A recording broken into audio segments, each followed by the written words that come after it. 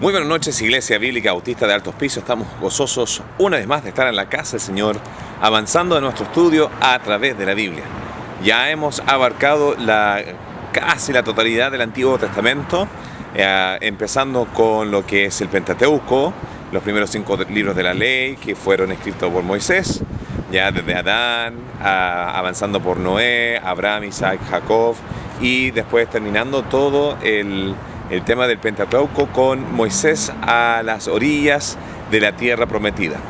Luego se avanzó en nuestro estudio a través de los libros históricos, donde avanzamos desde el libro de Josué hasta el libro de Esther, viendo desde el comienzo con los jueces, la conquista, luego avanzando con el periodo de la monarquía unida y también luego el reino dividido, y finalmente la caída a los babilonios y luego el regreso a través de los medo-persas. Luego avanzamos con los libros que eran de sabiduría, los libros poéticos, los cuales son Job, Salmos, Proverbios, Eclesiastés y Cantares. Y luego continuamos con los libros de los profetas mayores, Isaías, Jeremías, Lamentaciones, Ezequiel y Daniel. Ahora, hace un par de semanas atrás habíamos empezado lo que eran los profetas menores para terminar este segmento del Antiguo Testamento. Y acá nosotros pudimos ya comenzar con lo que eran los profetas antes de la caída en dirección del reinado de Judá en el sur. Y estos profetas eran Miqueas, Joel, Habacuc y Sofonías.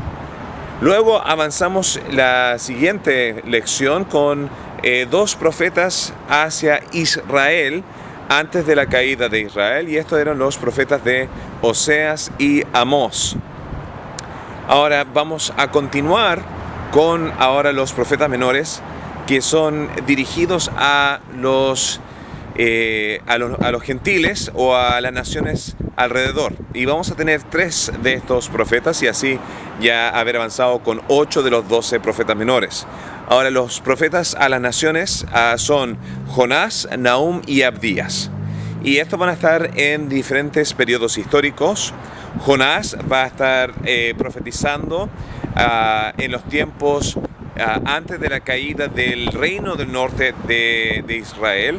Luego vamos a avanzar con Nahum 140 años después, también hacia la nación de Asiria, específicamente a Nínive.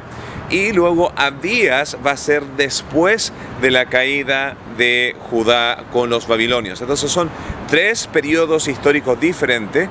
No obstante, podemos nosotros aprender y abarcar realidades y verdades para nuestras vidas. Entonces vamos a comenzar con Jonás y Nahum, que son los profetas hacia la nación de Asiria, cuya capital es Nínive.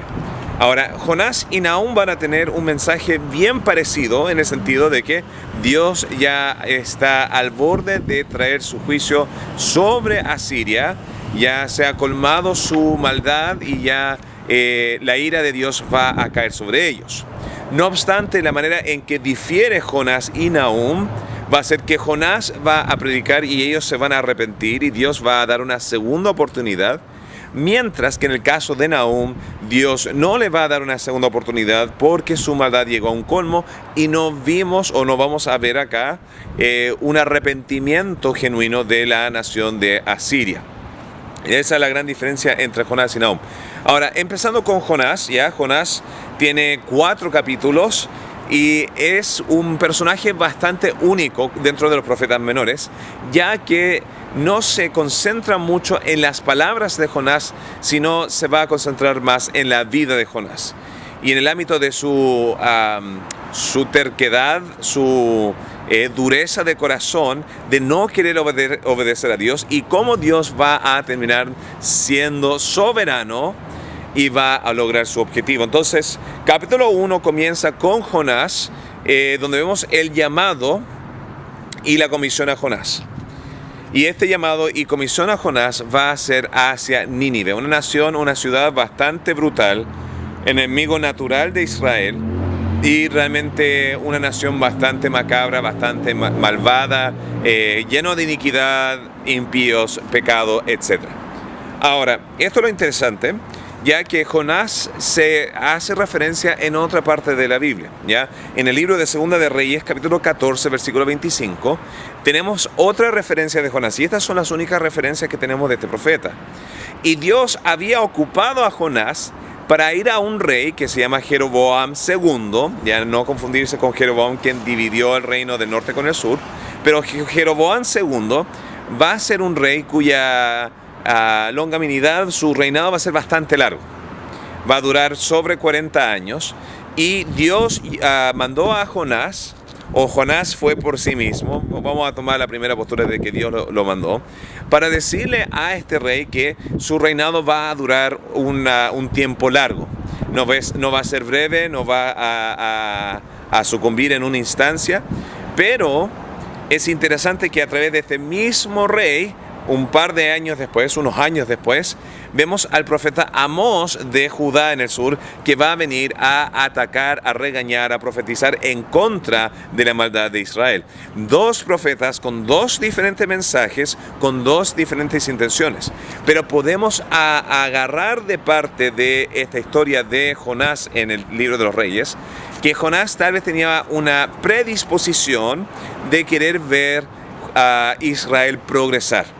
Quería su estabilidad, tuvo bendición de parte del rey, lo más probable, acerca de la buena noticia, acerca de que su reinado iba a durar.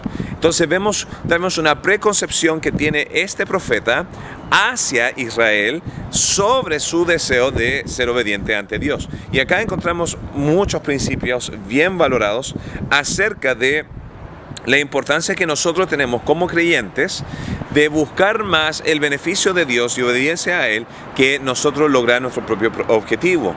Ya que aunque seamos personas de Dios, seamos personas espirituales, seamos personas de la palabra, podemos tener esta tendencia, esta falencia, este error, este pecado de querer poner de lado realmente la intención de Dios, la obra de Dios, y tratar de exaltar más y más nuestro propio deseo.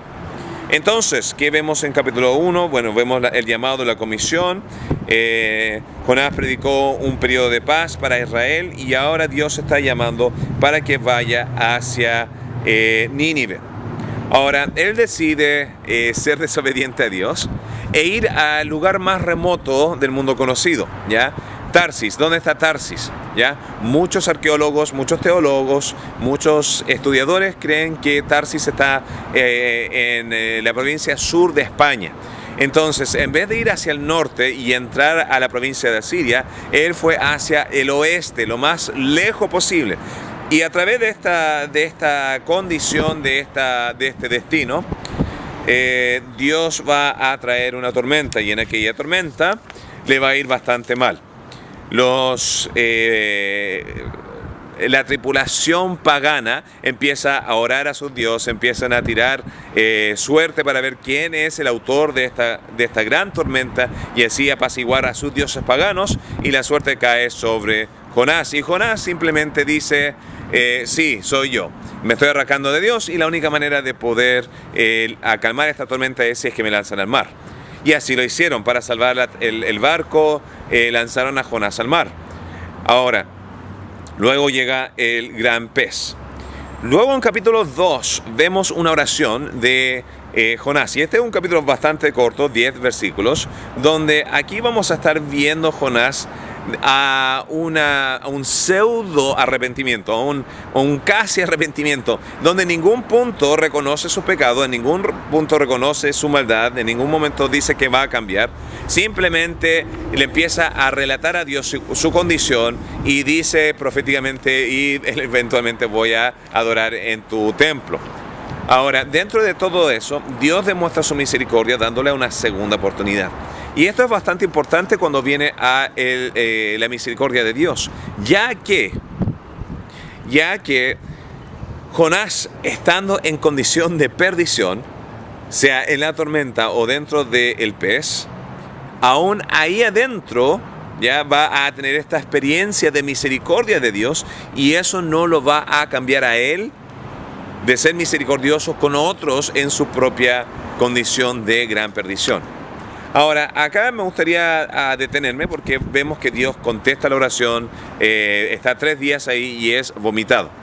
Hace un par de días atrás, cuando estaba preparando esta lección, me topé con algunas páginas donde quería estar viendo los argumentos en contra de la legitimidad de este suceso. Hay algunos que piensan que esto es mito, otros piensan que es leyenda, algunos otros piensan que es una sobreexageración, es una parábola, es una historia para relatar una verdad moral. Y me topé con un foro católico de sacerdotes y maestros de cosas de esa tendencia. Y estaban hablando acerca de por qué todos ellos creían que lo que pasó con Jonás no podía ser, que no fue, era una alegoría, era una parábola, era una enseñanza, era una sobreexageración, etcétera, etcétera, etcétera. Ahora, yo me sentí bastante tentado de escribir algo, pero tenía que poner mi información, lo cual no hice. Y era decir, ¿por qué es tan difícil para el hombre creer que Dios pueda hacer eso? Y la realidad es porque va contra la naturaleza, va en contra de lo que nosotros podemos científicamente comprobar, ¿ya? Había aire dentro del pez, cómo pudo sobrevivir los jugos gástricos, qué pez tan grande, etcétera, etcétera, etcétera. Pero este es el punto que yo quería recalcar con ellos, y era lo siguiente: ¿fue la resurrección de Jesucristo una alegoría, sí o no?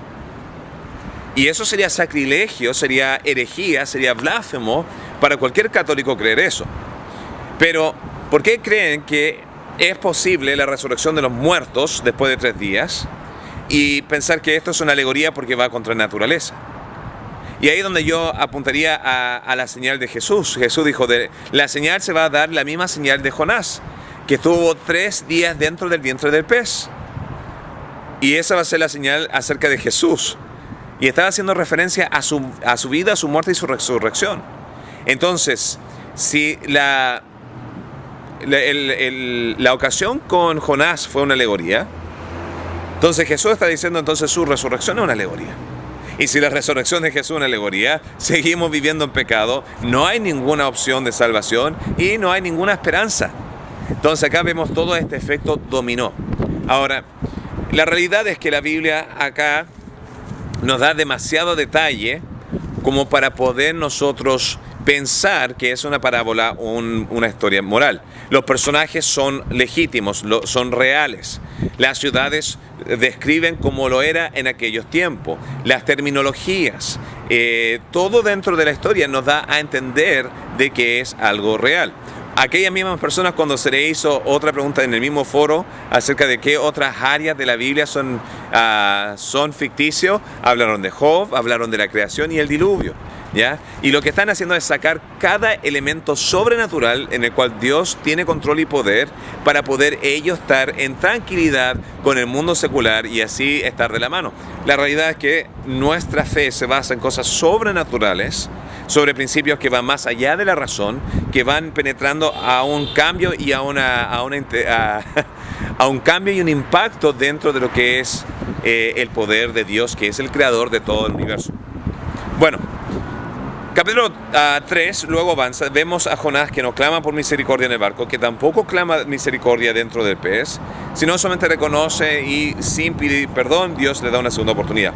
Capítulo 3, vemos el mensaje de arrepentimiento que predica en Nínive, ¿ya? Era una ciudad de 3 días, estuvo adentro, le tomó todo este tiempo, y este fue su mensaje. No mencionó pecado, no mencionó arrepentimiento, no mencionó Jehová, solamente dijo, de aquí a 40 días esta ciudad va a destruir. Ahora, fácilmente podría ser una condensación del mensaje que estaba dando Jonás, pero según lo que está escrito, según la evidencia y el conocimiento que tenemos, fue un mensaje bastante mediocre, porque no tenía la intención de realmente ver la salvación de esta nación. Luego vemos un cambio genuino. A 180,000 personas se convierten ya en su manera de dirigirse. No es una conversión a judaísmo, no es una conversión a Jehová y no es una conversión a Jesús. Pero hay un cambio donde ven, nosotros estamos en pecado, nosotros estamos haciendo mal, esta calamidad va a llegar, vamos a adherirnos a este mensaje que está viniendo de parte de Jehová. Capítulo 3, vemos este mensaje y no avanza al último parte del libro de Jonás, el cual es sumamente fascinante porque Jonás se enfurece. porque ve que Dios va a mostrar misericordia. Y se va afuera de la ciudad y se sienta ahí esperando el juicio de Dios. Y el calor del sol cae sobre él. Y Dios aparece y le dice, ¿acaso crees que está bien todo este gran enojo que tienes? Y dice, sí, estoy enojado y estoy enojado hasta la muerte. Prefiero morir que estar vivo. Bueno, luego una planta crece, una calabacera, sobre él en un día y lo disfruta por un día. Dice, finalmente tengo algo de alivio de todo este mal que me está pasando. Y el día siguiente Dios manda un gusano y lo come, come parte de la planta, muere y ahí quedó esa planta. Y queda su enojo aún más grande. Y Dios le dice, un principio, ¿acaso esta gente no es más importante que una simple planta? Pero vemos la dureza del corazón de Jonás, donde en su emoción toda lógica se va fuera por la ventana. Ahora, acá hay muchas verdades que podemos recalcar según esta historia. Podemos ver, número uno, el egoísmo de Jonás, que él estaba dispuesto a arrancarse a España para no ver a los gentiles salvados. Estaba dispuesto a ver el barco hundirse y que todos perecieran porque no quería ver a Siria convertirse. En vez de pedir disculpas, pide la muerte. Dentro del vientre del pez se arrepiente momentáneamente. Y de mala gana va a predicar. Pero se molesta diciéndole a Dios, ¿acaso no te dije, Dios, o acaso no sabía que tú ibas a demostrar misericordia y por eso no quería venir a predicar? Y finalmente se enoja cuando una planta se muere, dándole más importancia a la planta que al ser humano. Y acá vemos un principio bastante importante, que es, no importa cuánto nosotros estemos tratando de oponernos a la obra de Dios, Dios siempre será victorioso. Y ahí es donde vemos el tema de humildad, de sumisión, de sujeción, de arrepentimiento y de alinearnos nosotros con Dios, porque Dios no va a cambiar por ti, sino nosotros debemos moldearnos a Dios. Vemos la manifestación de misericordia constante en este libro y hay una grandes sinfines verdades y morales acerca de este libro, pero de eso se trata el libro de Jonás. Luego avanzamos con el libro de Nahum, 140 años después, y es un capítulo corto de 3 capítulos donde se ve la ira de Dios, el juicio de Dios hacia Nínive, porque han vuelto a sus viejos caminos, han vuelto a la maldad, y ya llegó un punto donde Dios le dio la última oportunidad y no se va a arrepentir más. Y eso es una verdad bastante fuerte para nosotros de comprender y creer, de que Dios puede llegar a un punto en nuestra vida espiritual donde ya no nos va a dar esa segunda o tercera oportunidad. Eso no significa que la salvación se pierde, o eso no significa que la salvación se limita a cierto nivel, pero llega un punto en nuestro caminar cristiano donde nosotros, tal vez, si persistimos en aquel pecado, si permanecemos en aquella maldad, en aquella actitud, muchas veces la ira de Dios, el juicio de Dios va a caer y va a ser irrevocable. Ahora, hay 3 textos predominantes o 3 versículos que me gustaron del libro que me gustaría recalcar, que son bastante conocidos. Estos 3 versículos son capítulo 1, versículo 3, capítulo 1, versículo 15 y finalmente capítulo 3, versículo 19. Entonces, comenzando con capítulo 1, versículo 3, la palabra de Dios dice así: Jehová es tardo para la ira y grande en poder, y no tendrá por inocente al culpable. Y ahí esa es la parte principal, y luego continúa: Jehová marcha en la tempestad y el torbellino, y las nubes son el polvo de sus pies. Ahora, la verdad es que podemos sacar de ese primer versículo, que podría ser la base, se podría decir, de este libro, sería número 1, la verdad número 1 es, vemos la misericordia de Dios. Dios es tardo para la ira. Dios espera y espera y espera y es paciente, y es mucho más paciente que nosotros. Incluso viendo la historia de Jonás, vemos la misericordia, la compasión y la espera de Dios que supera la del hombre. Entonces, cuando nosotros vamos y apuntamos el dedo a Dios diciendo: Dios, tú eres injusto, eres severo, eres duro e impaciente, la realidad es lo contrario. Dios es bastante misericordioso, tardo para la ira. Luego, la segunda verdad es que Dios es grande en poder. Ahora, cuando dice que es tardo para la ira, no dice que Dios va a remover la ira o Dios va a remover el juicio. Tarde o temprano va a llegar aquel juicio de aquella obra, pero Dios da un tiempo para que nosotros podamos realinearnos con Él. Dios quiere la conversión de la gente, de las personas. Dios quiere que nosotros cambiemos de posición, cambiemos de dirección y nos conformemos a Él. Cuando viene el tema de la grandeza y el poder de Dios, cuando viene al tiempo de su juicio, habla acerca, ilustra que su poder es semejante a la tempestad, los torbellinos, las nubes. Y estos son el polvo de sus pies, ¿ya? Entonces cuando nosotros caminamos en un camino de tierra y se levanta un poquito de tierra detrás de nosotros, un poco de polvo, todo lo que son las tempestades que estamos viviendo el día de hoy alrededor del mundo es insignificante, es después de la pasada de Dios. Y a lo que se refiere acá es que Dios es poderoso.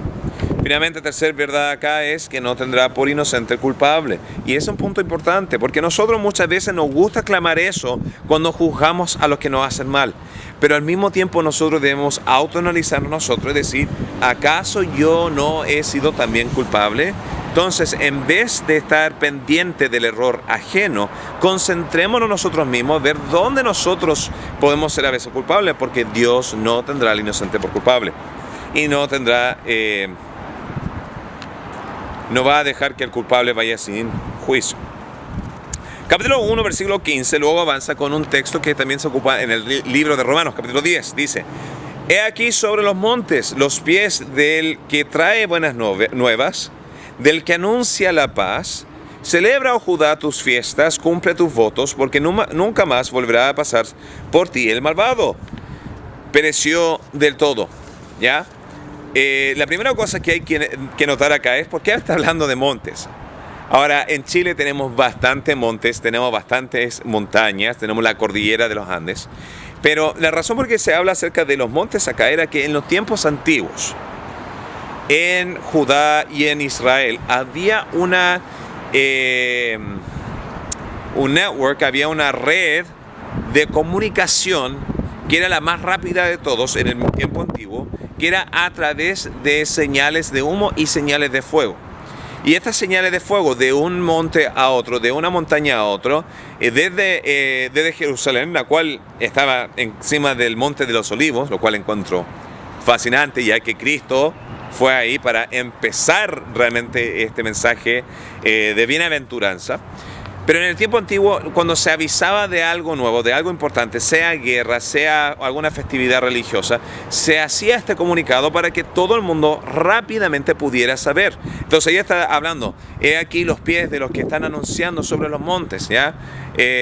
Ahí está hablando del esfuerzo humano, ¿ya? Y el agradecimiento de aquellos que van hacia allá arriba, que toman ese mensaje importante para poder comunicar y así avanzar este mensaje. Ahora, en el libro de Nahum, el mensaje era que ya la opresión será acabada.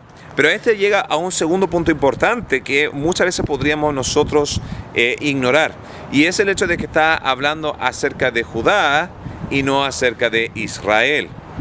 Y acá está hablando de la perseverancia realmente, de que como Asiria había llegado, había tomado Israel en el norte y estaba oprimiendo, y Nahum estaba escribiendo durante el tiempo de opresión de Asiria, incluso lo más probable es que nació durante este reinado de Asiria. Él está diciendo que este comunicado iba a salir a avisar a todos acerca de la caída de Asiria. Ahora, lo importante es que está hablando de Judá. Judá nunca cayó sobre Asiria, o sea, debajo de Asiria. Entonces acá podemos ver un factor profético que después de Asiria llegó Babilonia, Macedonia, los persas, Grecia, etc. Pero al culmine de todo esto va a haber una liberación de esto y van a poder celebrar finalmente aquellas nuevas lunas, aquellas festividades, aquellos votos, y que iban a tener ahora tranquilidad de sus enemigos. Ahora, este texto tiene por ende dos realidades, una realidad espiritual y una realidad histórica. La realidad espiritual se ve reflejado en el libro de Romanos capítulo 10, donde este mensaje de paz, este mensaje de liberación de nuestros opresores, este mensaje de victoria, está vinculado directamente con la salvación de Jesucristo, trayendo salvación de nuestro pecado, de nuestro enemigo Satanás, de la consecuencia y el final horrendo atroz que sería el lago de fuego y el infierno. Ahora, La parte histórica es cuando finalmente esto se cumpla de manera física, cuando Cristo venga con su reino y establezca su imperio y esté 1000 años acá y finalmente Israel va a tener el descanso de todas las naciones opresoras, de todas las naciones enemigas, de toda la angustia que ha sobrevenido sobre ellos y van a coexistir con lo que va a ser la iglesia también en el reino milenio. Entonces ese es el mensaje de paz que vino por Dios por mano de Jesús. El último texto, en capítulo 3, versículo 19, habla acerca de lo siguiente. Dice así: no hay medicina para tu quebradura, tu herida es incurable. Todos los que oigan tu fama batirán las manos sobre ti, porque sobre quién no pasó continuamente tu maldad.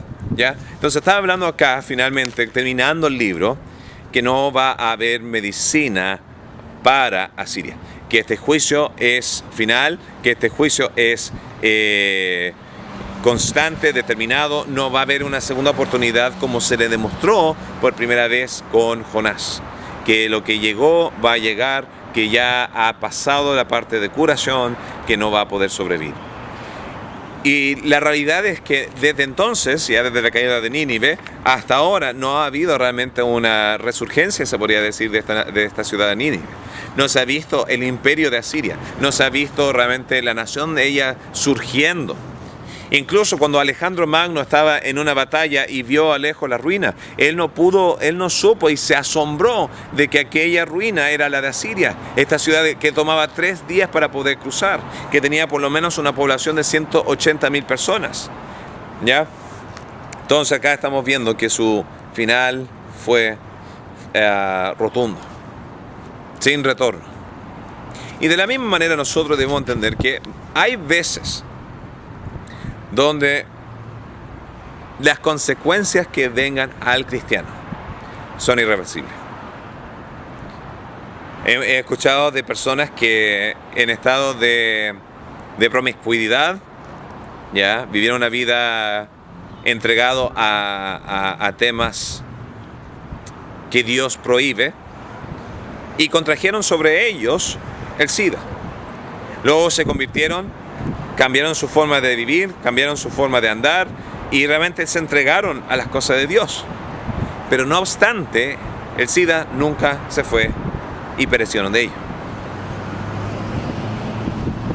Las consecuencias de sus acciones fueron irreversibles. Y ahí es donde nosotros debemos ver que Dios demostró gran misericordia la primera vez y Dios es tardo en su juicio, pero no obstante, cuando nosotros abusamos de aquella bondad, de aquella misericordia, tarde o temprano va a llegar aquel juicio. Finalmente tenemos el libro, ¿ya? Y suena bastante duro, pero cuando uno entiende la vida o los hechos de Asiria, ¿ya? El nivel de tortura, ¿ya? Y no voy a entrar en detalles porque no es mi intención acá, pero el nivel de tortura que ellos ejercían. Yo he visto jeroglíficos demostrando las imágenes que ellos hacían, escrituras acerca de cómo ellos eran expertos en la tortura. Finalmente ya llegó al colmo su maldad y llegó finalmente su juicio. Finalmente el libro de Abdías. El libro de Abdías es uno de los libros más cortos de la Biblia. Tiene simplemente 21 versículos, es un capítulo. Y dentro de ello vemos lo siguiente. El contexto es que Judá cayó bajo el imperio de Babilonia. Edom es parte de una cruel celebración y llega a robar a Judá por ello. Y Dios manda un mensaje a través de Edom para decirle: ustedes que debieron haber sido familia, que eran sangre de su sangre, hueso de su hueso. Edom era los descendientes de Esaú, el hermano gemelo de Jacob, que es Israel. ¿Ya? Ustedes que eran familia, ahora te abusa de tu hermano que estaba en su gran calamidad. Entonces, el capítulo tiene 3 segmentos. El primer segmento es la condición de Edom. Y en versículo 3 está hablando acerca de su soberbia ha cegado a Edom.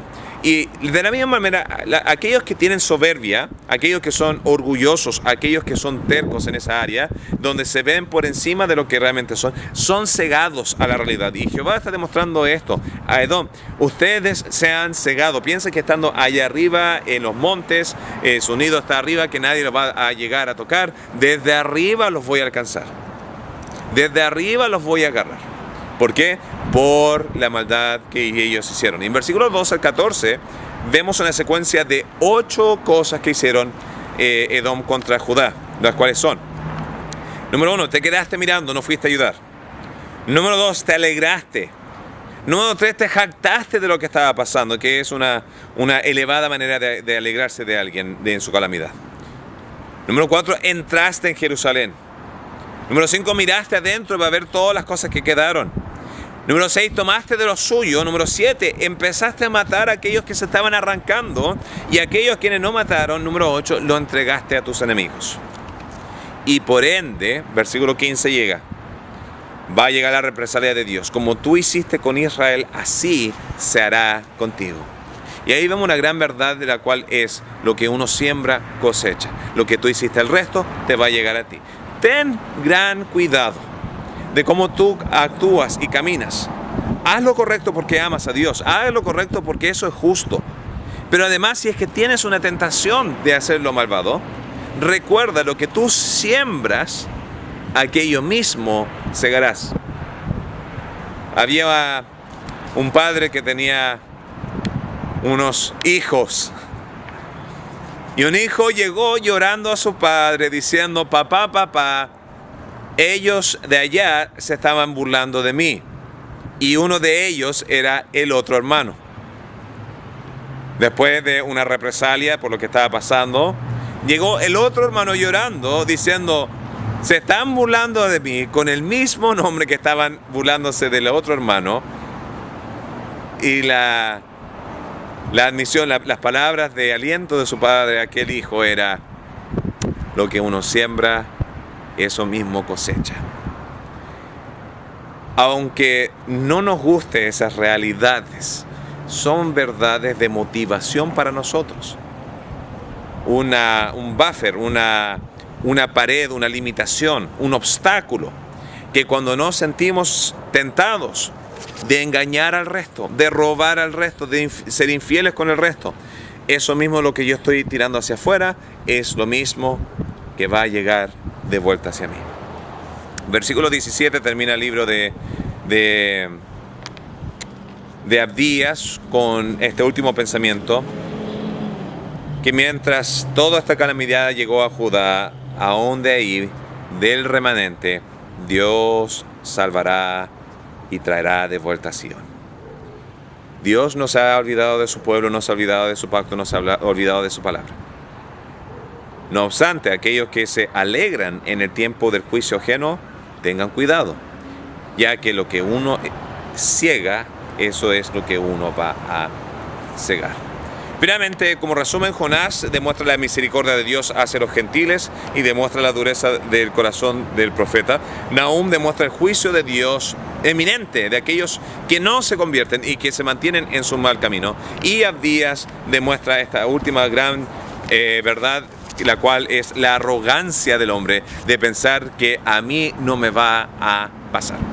Bueno, de eso se tratan estos tres profetas a las naciones alrededor de Judá e Israel. La próxima semana, si Dios así lo permite, vamos a tratar de terminar con los profetas post-exilio. Lo más probable es que me tomen 2 semanas para hacerlo, ya que Ageo, Zacarías y Malaquías son algunos libros fascinantes con algunas verdades que son indispensables para nuestra vida. Bueno, que el Señor les bendiga y tenga una fenomenal semana. Nos estaremos viendo pronto, hermanitos. Que el Señor les bendiga.